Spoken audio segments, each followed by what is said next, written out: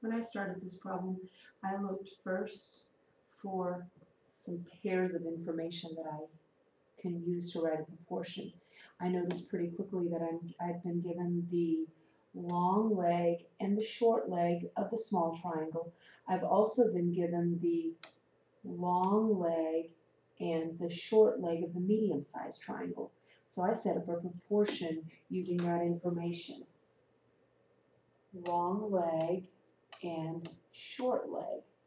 And so if you set up that proportion, you start out with the long leg of the small triangle, which is 7, and the short leg, which is y, and then the long leg of the medium-sized triangle, which is 2y.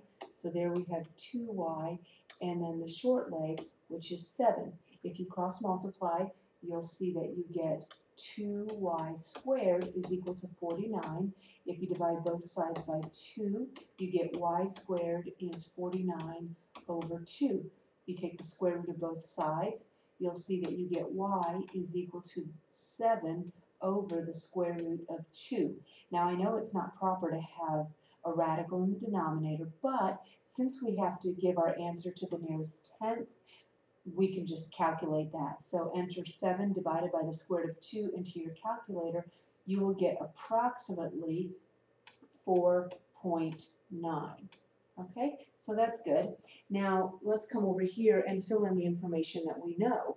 Do you see that this hypotenuse of the big triangle is equal to 3y? So that's going to be some helpful information later on. When I'm setting up my new proportion, when I'm solving for x, I am not going to use 4.9 because that's a rounded value. I'm going to use 7 over the square root of 2 so that I don't lose any accuracy. Okay, now I know a long leg, and a hypotenuse. So here's the long leg and the hypotenuse. I know another long leg, which is right here, and a hypotenuse. Okay, so that's how I'm going to set up the next proportion. And that's going to look like this. Long leg is to the hypotenuse. So my first long leg is going to be, it's going to be x. So what I'm looking at here is the big triangle, the main triangle. So that's why x is the long leg there. And then the hypotenuse is 3y, right? Does everybody see that the hypotenuse of the big triangle is 3y? So we have 3 and then times y, which I told you just a minute ago was 7 over the square root of 2. Now that looks kind of ugly, I know. We have a fraction inside of a fraction. Don't worry, we'll take care of it in a minute. Now let's go to the next long leg, which is this one right here that says 2y. Okay, so the long leg for the medium-sized triangle is 2, again, times y, which is 7 over the square root of 2. Stick with me here.